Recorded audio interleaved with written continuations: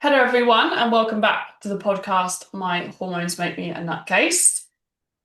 We are here, we are back, myself and Amy, and we're talking all things belly fat today. We are continuing on with our theme of talking about perimenopause, the menopause, and yeah, this week is all about why belly fat becomes more common during this period of life. Yeah, absolutely. So many people. I should probably listen to that because I feel like I say this every week. Anyway, this is probably one of the top concerns of Yeah, like clients that are perimenopausal, right? 100%. 100%. When I speak to women, that is like the top thing. It's like the tire around the middle, the belly, the hips, like everything, the fat is just kind of all gone to that area. And that is like, and people just feel really uncomfortable, I think, as well, because their clothes aren't fitting as well. They're just feeling more just uncomfortable. Absolutely. Well, it's not nice when your jeans don't feel like they fit anymore for like whatever reason. It's like having them on at Christmas, isn't it? You go into Christmas going, "Oh, I've got so much room in my jeans," and then you come out the other side of Christmas and you're like, "Oh, fuck, these are uncomfortable. I'm not wearing these anymore. I'll wait until later on in the year." Like, Yeah, imagine suddenly feeling like that and then feeling like that for a certain amount of time. Like, oh, definitely, definitely. I mean, I hate wearing jeans anyway. it's same. too overstimulating for me. I'm like, oh, it's just uncomfortable. I'm all about the comfort life. I can't be anything really tight and stuff. It's not for me. Isn't it? I swear, like, since like got like just working from home. I mean, I'm not constantly in gym stuff because I mean, gym stuff's a tire, isn't it? But like when you like start working from home, you're like, yeah, joggers, no one's gonna see me. And then when you put jeans on, you're like, oh gosh, like I just get really baggy jeans that are really big for my waist, and then I put a belt on so they're not so tight because otherwise Yeah. cannot deal. No, no. I just tend to wear like other trousers, to be honest. That's my new way forward.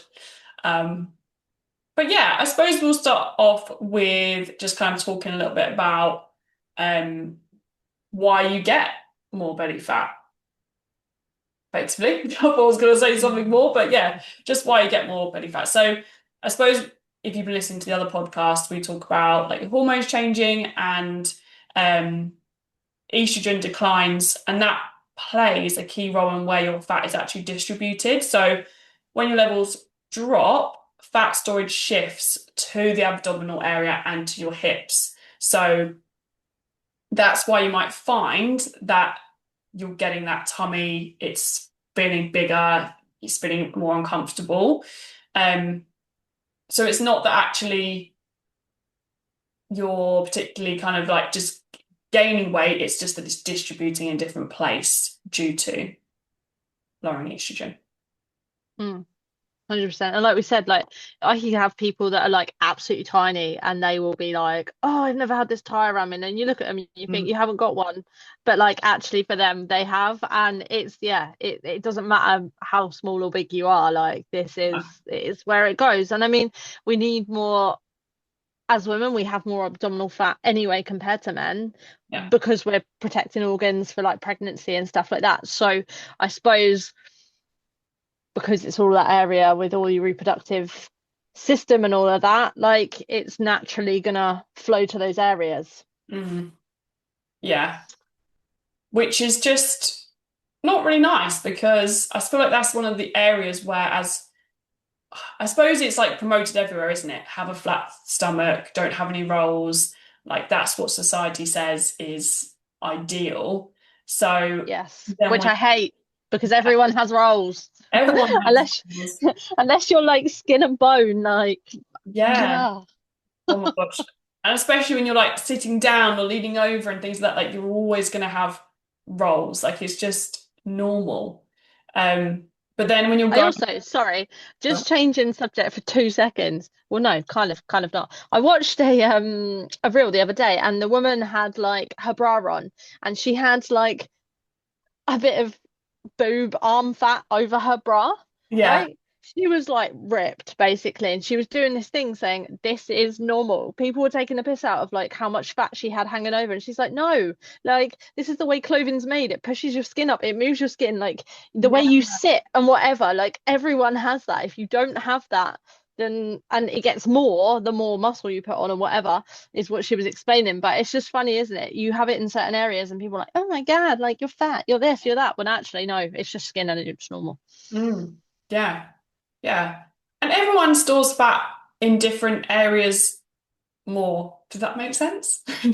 People Yeah. store fat in different areas anyway. Like there are some women that are more top heavy, there's some women that are more bottom heavy. Like you remember all like the pear shapes, and I've not really spoken about as much now, is there? But all the different Mhm. types of shapes of women, like that's just normal to you. Like so Yeah. yeah. Absolutely. We would we look similar, don't we? I suppose. But if you Yeah. actually put us next to each other, 100%, like you might have less back fat and I might have more leg fat. Do you know what I mean? Yeah. Like we could be a similar shape, but actually store it all differently. Yeah, exactly, exactly. That's it. Like you could be exactly the same height, you could be the same weight as someone, but look completely different. And that Hmm. is so normal.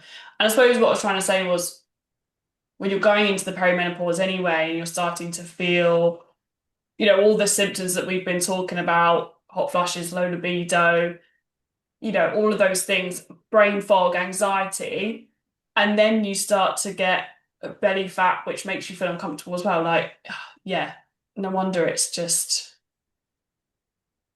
debilitating. Makes you feel not good. Horrific. Yeah. Yeah, absolutely. Horrific. I also just watched another reel before we did this. Do you know what? I never look at reels either. And now I've just mentioned two in one. Ha, fans. Anyway, and they made a guy put on these glasses and it took him through the perimenopause. And she's like, I'm gonna turn this up. I think they were obviously acting, and he was there and he was like, oh, my vagina's itchy. She's like, dry vagina. And he's like, oh my God, I'm so hot. And she's like, hot flash. And literally, he just went through all these things. And he's like, oh, I want to cry. Why do I want to cry? And then eventually they took the glasses off and he was like, oh, I'm going to read this menopause book now because I need to know more. Like, it was really quite funny, but I like the way it's being advertised more so people can understand the symptoms more. Yeah, definitely, definitely. Yeah. So I suppose that kind of explains why you get more fat in that area and why you're noticing that. There's a lot around about stress and cortisol, and I think it's a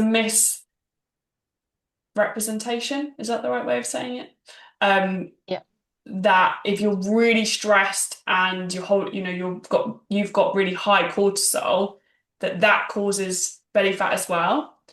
Whereas actually, it's not so much the case. It's more so that when you're really highly stressed, that's probably going to impact your sleep, which will therefore impact your food choices because you'll be having more cravings, because you're more tired, you're lacking in energy. So therefore, you might be reaching for higher fatty foods, lots of sugary foods, and then that's going to impact your weight. Then you gain weight, and then because you're perimenopausal, the fat goes more to your belly, and then you notice that middle section. So it's not necessarily that, oh my gosh, you're just really stressed, you're suddenly going to put on that belly. It's all the lifestyle factors around that stress, which then cause you to gain weight and then it to kind of go around that middle. Absolutely. And then off the back of that, you've then got when you're stressed, you're tired, and you're not eating as well as you could be, like you say, you're low in energy, but then you're less likely to do a workout because you've got less energy. Yeah, So if you're then not strength training, because we all know every woman on this planet should be strength training or resistance training, then like you're going to have less muscle. So then at rest, with less muscle, you're going to burn fewer calories.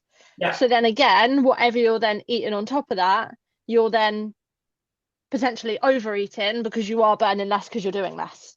yeah, that's it, I exactly. hope that made sense. It did make sense. It did make sense. And I think stress has got so much to can't think of the words today. My brain is just not going there. And I'm on a good God, as well, but we switched. We switched. It's always me. stress has got so much to answer for. I think that's what I was trying Yeah. to say. Because I know I'm get myself into stressed states quite a lot. And I feel like I can get quite high cortisol. And it does, like, your brain does just not function as well. And it does impact your ability to organize yourself, to plan things, to want to eat healthily, to want to go, look after yourself well. Um, so I think working on your stress is going to really, really help with everything else. It's not just going to magically get rid of, obviously, the belly fat, but it is really going to help. And I was actually speaking to someone the other day, one of my clients, and she uses food to help with stress. I know we've spoken about like emotional eating and stress eating before, but it's crazy because your food choices aren't just, it's not just about food choices, if that makes sense. Like there's so much more going on. And actually, it's like, okay, what can I do instead of reaching for that bit of food? Could I maybe, I know we've spoken about this before, but go out for a walk or call a friend or do some colouring or do some deep breathing or, all of those kind of things, rather than just going, I'm gonna have a chocolate bar because that will make the stress go away in that moment.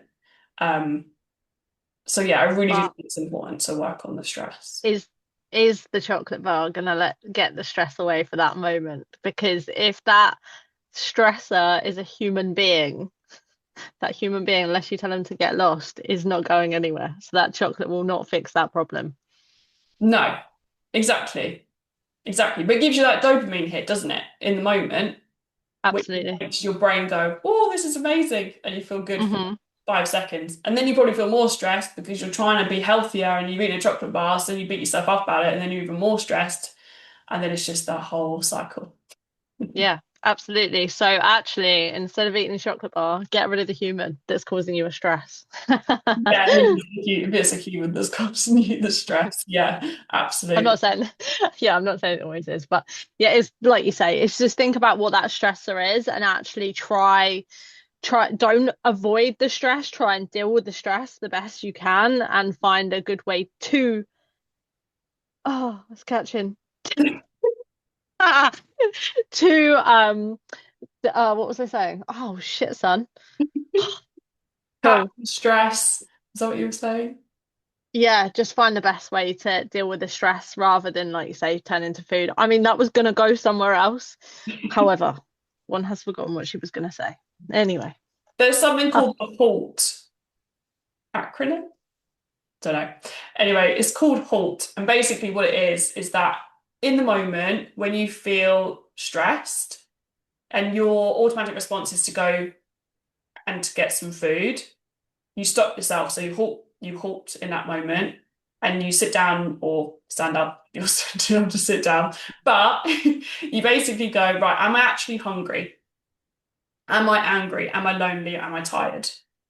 And it might not be one of those four, but you kind of get the picture of what you're trying to do. You're trying to become aware of what is going on in that moment. If you are actually hungry, your belly's rumbling, you're starting to feel a little bit like, oh, a little bit lightheaded, or all the little hunger cues, fine, grab something to eat.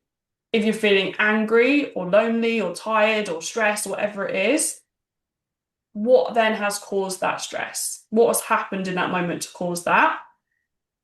And then it's having some tools in place of what to do next. So maybe it might be, this is what I did with a client the other day, is write down a list of things that help with stress that isn't food related.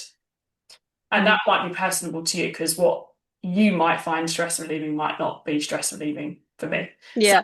Actually, do you know what someone said the other week? My client this week, actually, she said it's really funny. We put in a group chat, and someone was saying, "Oh, like I'm really stressed," and someone said, "Well, why don't you go and do some baking? That'll help." And she said, no, that will just stress me out even more because I can't bake. I'm gonna go and box something. And then someone else wrote in it going, that's so funny. One is so like holistic and nice, and the other one's like, get out the rage. Like it was so totally different. yeah, yeah, it's funny, isn't it? I think baking, I like baking, but it's quite stressful because it's quite like, I don't know. But yeah, I don't know, write down 5 things that you think might be helpful and then try and error them.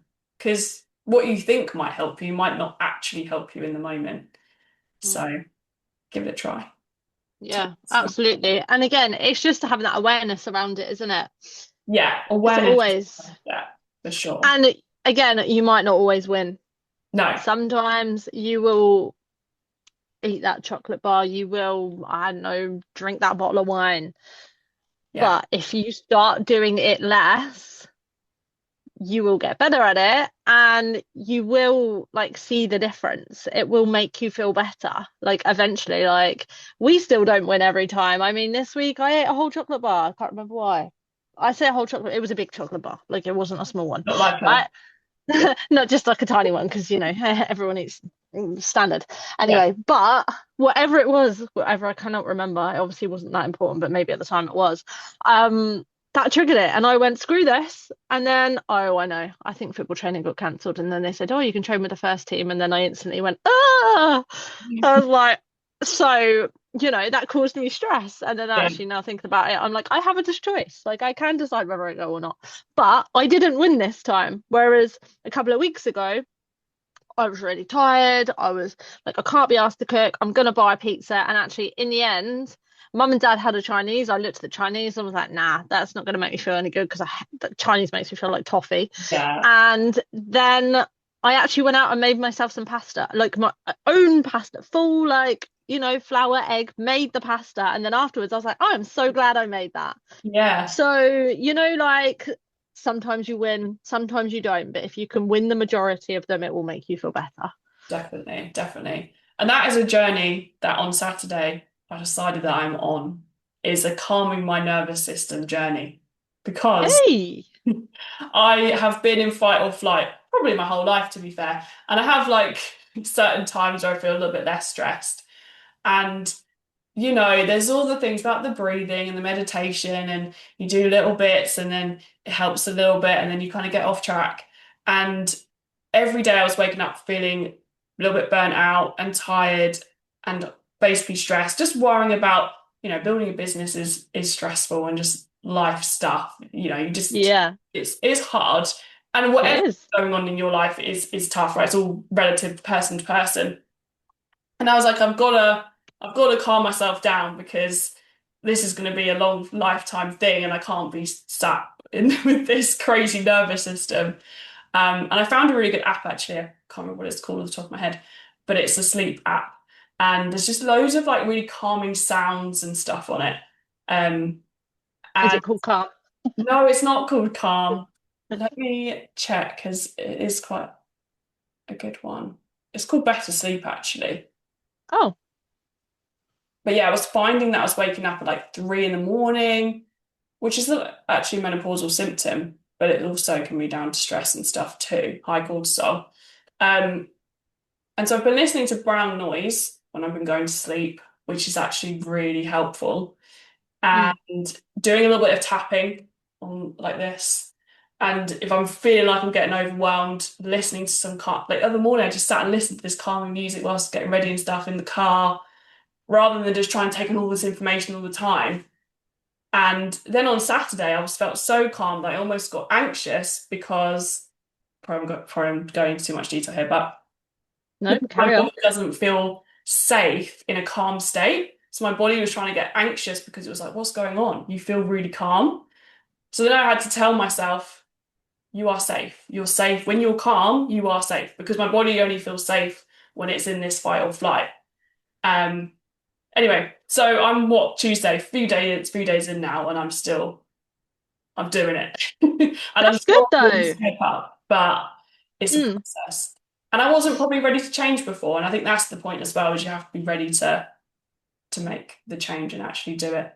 Um, absolutely. Because if you're not ready to change, like no one can get you to change. yeah, Like you have to do that yourself. And like I feel like the anxiety and the stress and all of that what you've just said is actually really helpful for a lot of menopausal women or perimenopausal women mm, because they probably are in a constant state of stress because a lot of yeah, people have kids they're looking after as well as trying to deal with their hormones, their jobs, if they run their own business, if they're high up in their career, if they've got husbands, they're looking after houses or wives looking after the house, all of that. mhm. This calm stuff could really do them a favor because they might have been living in fight or flight for like forever as well. Yeah, that is true. That's true. And I think sometimes people don't even realize that they're in it because it's just so normal. Mm. So actually, maybe if you, because so many people I speak to do struggle with sleep and are waking up really early and are just really tired all the time, and they are all symptoms of being stressed. Obviously, there are other reasons for that too, but it can be down to stress. And I actually spoke to a woman the other day who every morning, most mornings, she would wake up and retch and feel sick and almost throw up.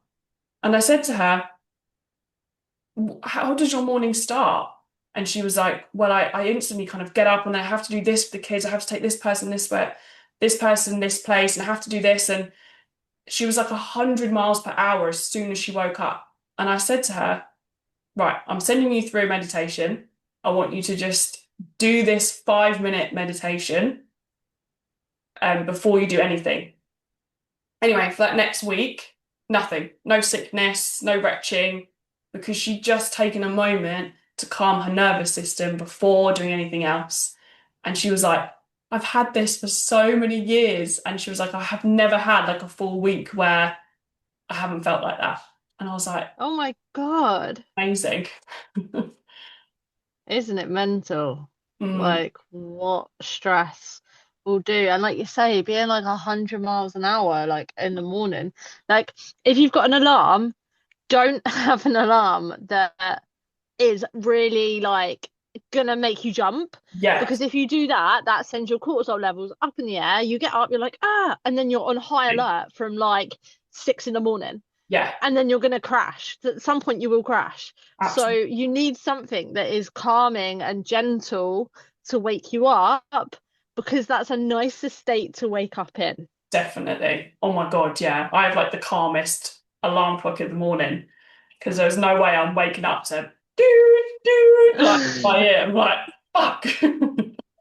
But so many people do. Like my friend, when we went away, his is like that. Oh my God, so much so that he actually one day jumped straight out of bed. He scared the living shit out of me. I was like, what the? I was like, what is that? No, like you need to change your alarm. I think it was Dizzy Rascal and it was one of his songs. But it just, oh my God, I was like, you cannot wake up like that. I think I'd wake up having a heart attack. Like, jeez, that makes me feel funny, like high alert, like thinking about that. Yeah, Like it's mental. Just yeah, some sort of calm in the morning. Like try and slow down the stress response. Like try um, not to go on your phone. I know we've said this before, but try not to go on your phone straight away, like and yeah, engage with like Instagram and doom scrolling and stuff like that. Don't do yeah. it because all the colors on the screen and like seeing everyone and thinking, oh, and potentially comparing yourself to other people and what they do. That's not Mm, going to be good for you. Like first thing in the morning, like just I, wait. Don't look at your emails for work. Like when you get up, I mean, mm, yeah, and stuff like that. I listened to a podcast actually on this morning about that. It was like, I can't remember the stats, which is really annoying, but it was a really high percentage of people that wake up and look through their emails before they even started their day. Oh And my gosh.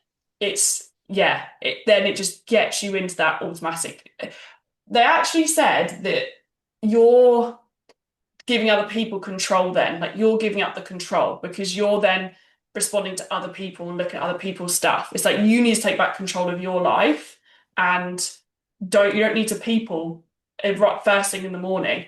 They actually said you should never have meetings until the afternoon. I can't remember why they said that. But they were like, you shouldn't really do any people stuff because in the morning is when you're like the most productive and your mind's going and you should get all your other stuff done and then you people in the afternoon. I can't remember the scientific reason behind that, but it was really interesting. But That yeah, is interesting. But that depends on how much you've got people, right? Because by the afternoon, I'm like, screw that. I don't want to people. Like I people in the morning. yeah, But I get where you're more productive in the morning. Like yeah, 100% get that because my brain's like, right, we could do this, I could do this, I could do that. But yeah. I would rather, yeah, I suppose, yeah, interesting. What she said was that actually you should have a meeting. Say because everyone gets that afternoon slump. So actually, you have a meeting at like 2, 3 p.m. You feed off everyone else's energy, so it's actually good for you to get that lift. Um, Okay. I mean, I get that because we yeah, normally do the podcast at like 1:30, right? yeah, And actually, after the podcast, I'm like, oh, cool, I feel buzzed. Whereas if I didn't have anything this afternoon to like do if I was just doing admin and stuff. I'd be like, oh God, I've got to go and play football now. Like, Yeah. you know, Yeah. yeah, interesting. I Well, there we go know, then. yeah. I know we've been talking a lot about stress, and obviously, though, this is about belly fat, but honestly, it is so linked. Like all of Yeah. these things are really linked.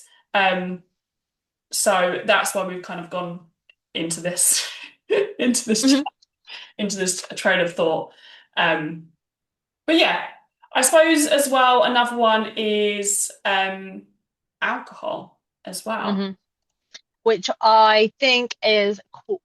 Maybe not so much with the people I see anymore that I know of, because a lot of people are seeming to be growing out of the whole alcohol thing. Growing out, is that the right word? Like, not as Yeah, in like they're growing up, but a lot of them would used to drink quite a lot and now they're like, yeah, nah, I haven't got time to feel like shit, you know? yeah, But I don't know whether that's because I've got more perimenopausal women than I've ever had. So maybe they've realized actually this isn't, I don't want to do this anymore. Or maybe just because the generation changes and the way we are now, like things are way too expensive. People aren't doing it as much. But a lot of people that I used to train did used to have like a glass of wine every evening and stuff like that. And I don't think until you stop like having a glass of wine a night, you yeah, don't realize the impacts of what even just one glass can do. yeah, absolutely. And I don't want to link it back to stress, but I'm going to. Why Mm. having that glass of wine in the evening? Because Yeah. you've had a stressful day, and because it's going to help calm you, isn't it? It gives you that relaxing feeling. So again, it's looking at other ways to deal with stress, which we've gone through. But alcohol, like you were saying, I know for myself, even if I have one drink, that I won't sleep as well. My sleep won't be as good quality. I'll get hot. My body won't be able to regulate its temperature as well. I'll feel a little bit off the next day. My digestive system, it doesn't work as well. It always feels bloated afterwards as well. So honestly, your body will get used to it a little bit, of course, if you're drinking constantly. But I think when you stop drinking is when you'll really notice the benefits of Hmm. not. 100%. I Mhm. mean, it's a toxin at the end of the day, isn't it? It's a toxic thing. Your Yeah. body's trying to get rid of it. So your liver and all of that will prioritize trying to detoxify you, then Mhm. it will prioritize anything else that you have in your body. So like essentially you're then potentially not going to grow as much muscle if you're drinking all the time. You're not going to, all of these other things that your body does without the toxins in it Mhm. will be on the back burner. So your results will take longer. If Yeah. you're looking for results, that is, if you're looking at, I don't know, weight loss and all that, they will just take longer because your body's trying to get rid of this stuff that's not supposed to be in it. And Yeah. like you say, like your digestive system, poof, gosh, I know when I've had a couple of drinks. And so I went to reflexology once and I'd had like a couple of drinks the night before, and she was like, oh, I can feel like your like intestines are a bit bubbly and stuff. And I was thinking, yeah, my gut's not good today. But I know why, because of the Yeah. toxins in the alcohol, like, Yeah. and it only takes a couple. Whereas Definitely. like when you were like 18 and stuff, oh my God, I don't ever remember having bad bellies and stuff when I was younger. But like maybe that's because I don't know, I was probably drunk all the time. Definitely. I think another thing to mention is as well, like how many calories there are in Mm, alcohol. So if you're struggling to lose weight, but you're drinking, I don't know, 3 bottles of wine in a week, hmm. something easy to, no, that's wrong because it feels something that you're used to having. It's not necessarily easy to cut out. But logically, theoretically, if you think of it, cutting out that wine might put you into a calorie deficit, therefore you might start losing weight. But also, when you drink, like we said about impacting your sleep and things, you might be more tired the next day. I don't know about you, but if I ever have a drink, especially quite a few drinks, the next day I'm so much more hungry and I want Hmm. the less nutritious foods, the high fat, high Absolutely. sugar Yeah. foods. Give me like some chicken strips with a Yeah, whole large pizza yeah, and some cookie dough. There, give me like 4,000 calories absolutely in one hit. yeah, 100% thank you. Plus whatever shit you've also eaten for breakfast and that too. yeah, Like yeah. And if you're going done. to night out, probably a kebab or something on the way home. Hmm. Yep, absolutely. Yeah, Yeah. So then that adding up of those calories and stuff, if you're doing that every weekend, it's not saying you can't do this ever, like, but if you're no, doing that every weekend and you're complaining that you're not losing weight, then this is something to look at. And like like anything, right? If you're having a bottle of wine a week or 2 glasses of wine every night, drop it down to 1 glass of wine a night. yeah, Then drop it down to like, okay, I'm going to have 2 nights a week where I drink. Like, pick your battles and sit and drop it down slowly if it's something that you like, or find an alternative. If it is something that you enjoy, then there are loads of non-alcoholic versions of yeah, drinks that are actually really like taste like the real thing, yeah. let's say. I think it's so much So better. maybe have a look at something like that.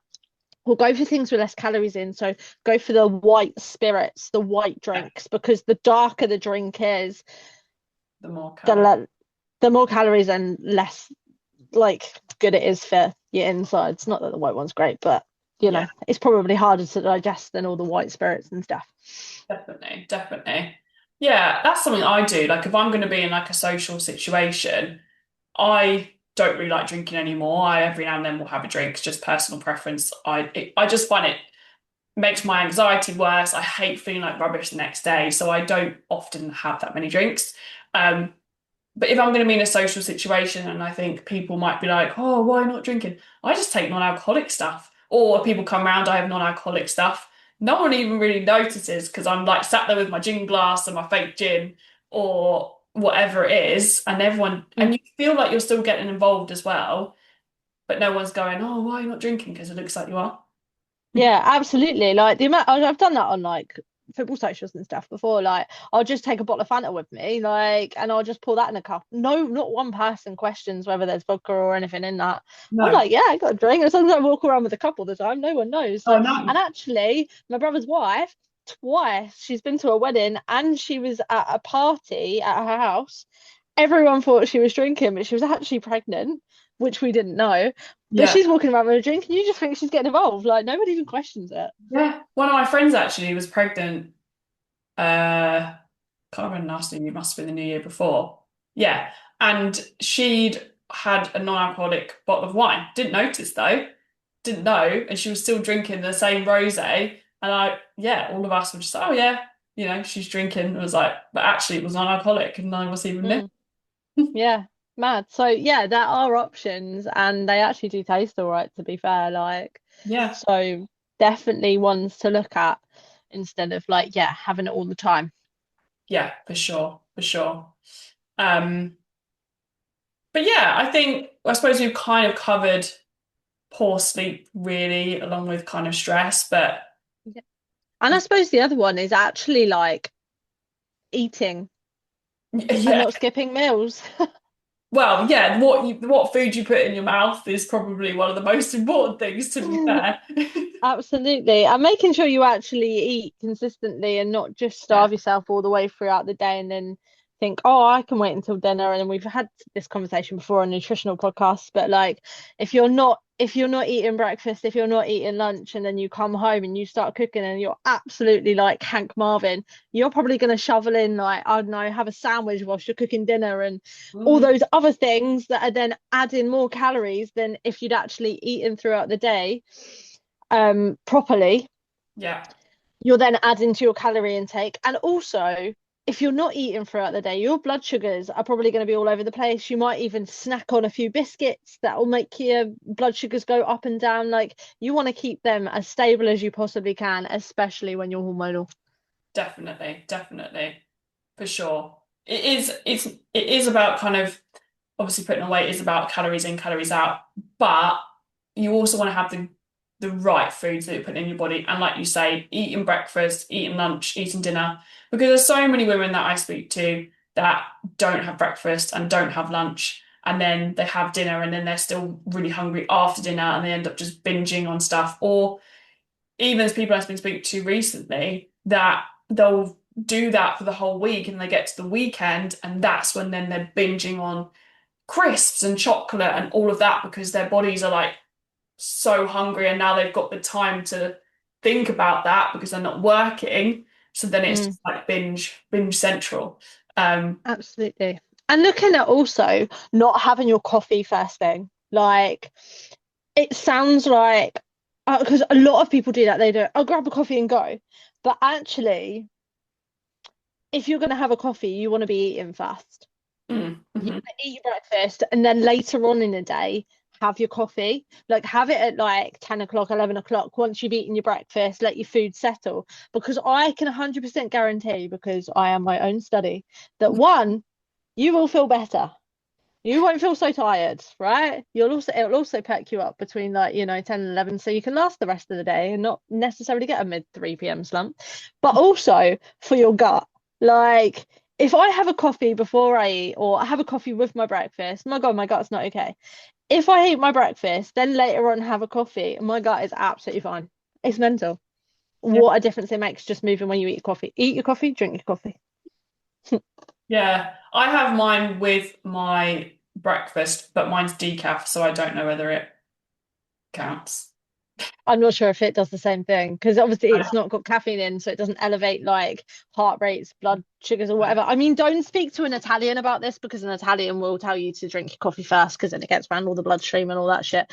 But if you've got hormones and you want to feel better, try it. If it doesn't work, it doesn't work, but try it first. Give it a good week or so. Try it first. Have your breakfast. Later on, have your coffee. Then go back to doing what you were doing before after that week and see if you feel better doing it the other way around. Because I've said to a lot of people to try this and they're like, oh my God, it makes so much of a difference. And like I said, I am my own study. So, just try it. Definitely, definitely. Yeah. So I suppose some top tips are in terms of, you know, reducing belly fat is making sure you're having enough food. So having your 3 meals a day, making sure you're prioritizing your protein, having that with your breakfast, lunch, and your dinner. Um, Resistance training, like you said, really, really important. Everyone should be doing resistance training, 2 or 3 sessions a week. Doesn't have to be anything crazy. 20 minutes, 30 minutes, ideal. Um, Managing stress is a massive one. I know we went into loads of detail with that. I think we've got a whole podcast on stress as well, haven't we? But We've done a stress, couple. yeah, done a couple because it's such a big one. Um, but yeah, so definitely, do you know what? I'm going to mention this as well. I saw a reel actually about ADHD, and it was saying that people with ADHD, on average, I think it's died 7 to 9 years before like divergent people because of the amount of stress that it puts on the mind. So that's just another one to do with how stress can really negatively. It's not just ADHD, but they were just talking about that in that a reel.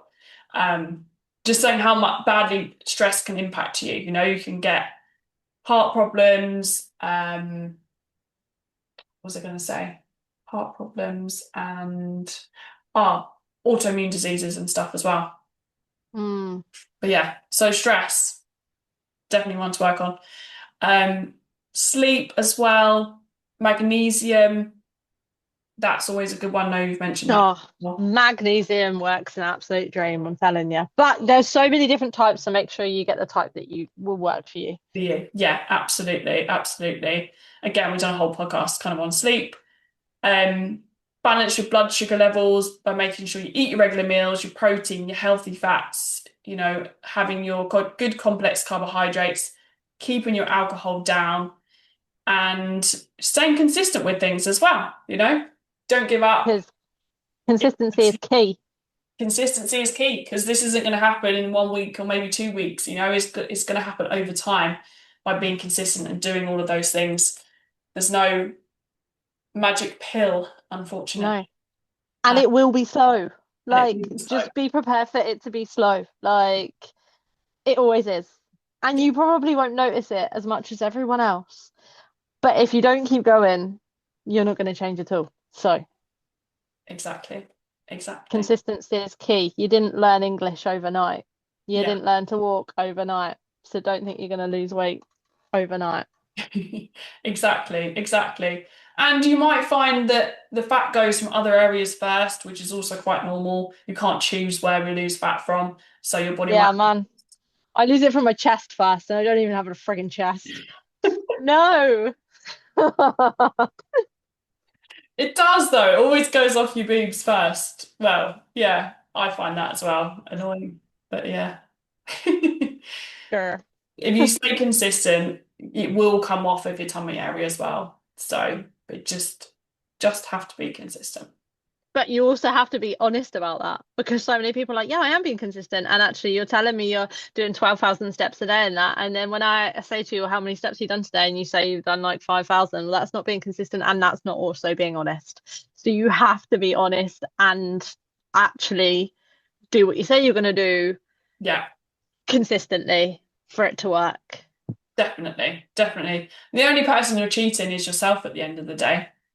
Absolutely. And this is not saying do it every day of the week all the time because that ain't gonna happen. But if you've got the 80-20 rule where you Yeah, 80% of the time do more, like then you will achieve what you want to achieve. If you're the other way around, you ain't gonna do it.